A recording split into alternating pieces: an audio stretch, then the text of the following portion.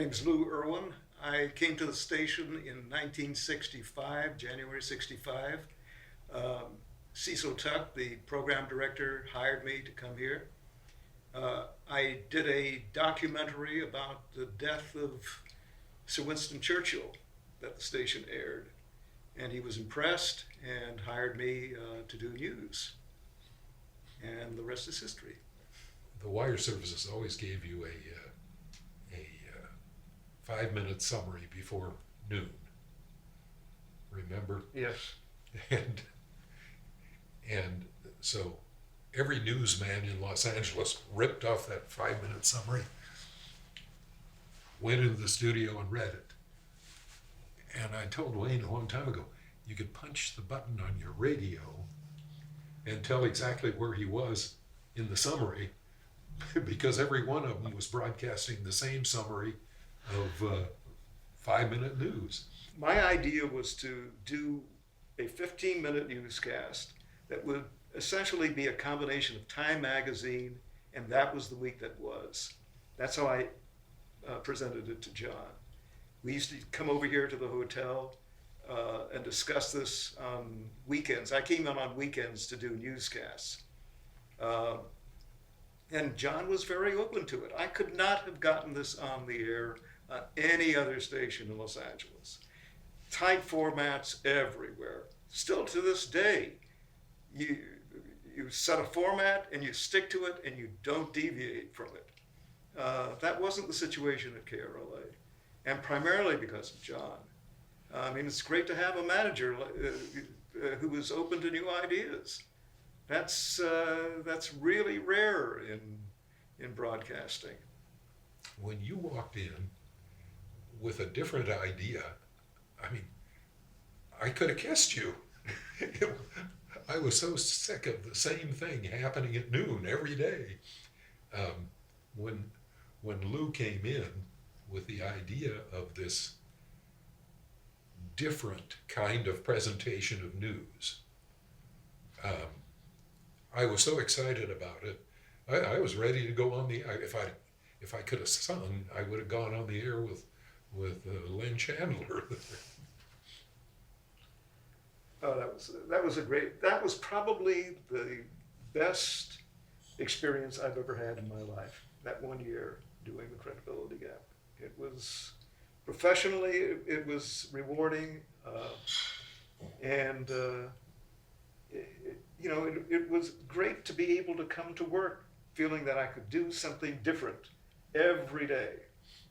It was exciting to go into the laundry or the gas station and hear somebody say, "Oh man, you never guess what they said on the radio," and they're playing back some piece of humor or some piece of music or something that Lou had generated with the Credibility Gap, with his news presentation there.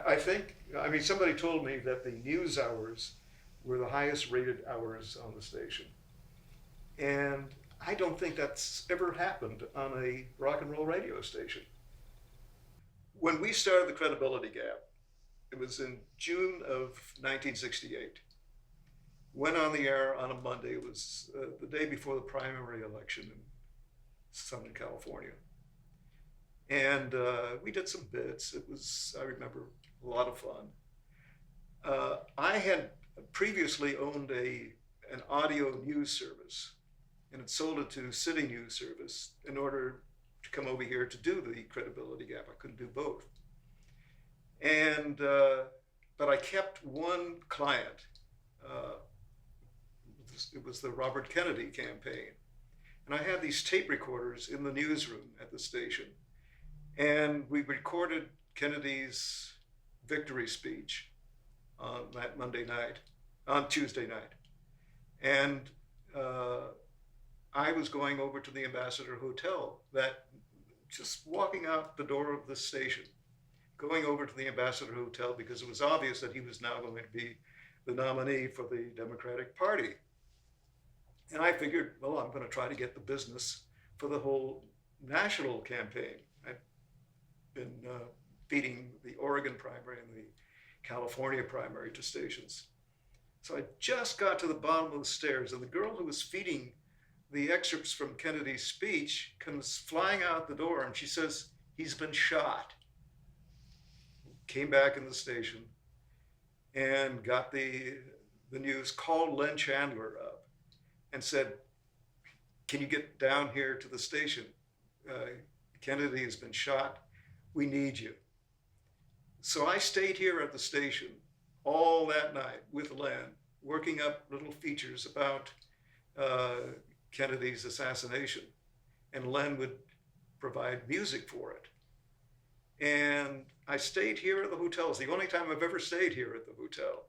John arranged to put me up over here so that I could get naps between this time. We were up all night long doing little features about the Kennedy assassination, Robert Kennedy assassination. I never intended the credibility gap just to be funny news. Never. We had some really strong investigative reports on that show, and good writing, I think, as well.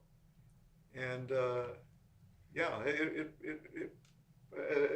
it was intended to be a kind of Time magazine, and that was the week that was, and I think we succeeded. There were some pretty heavyweight names involved in.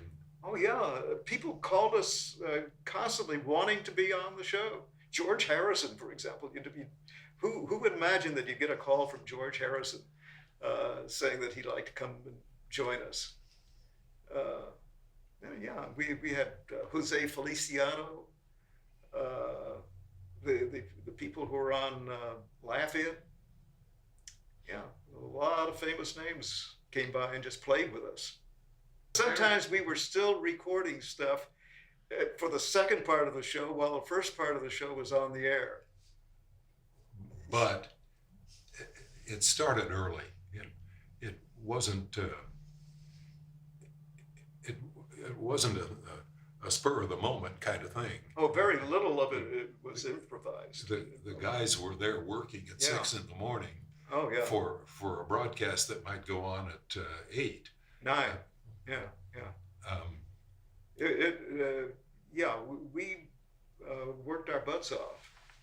You know, most of the stuff is not just recording the bits; it's preparing. What are we going to do? You know, especially on a very light news day.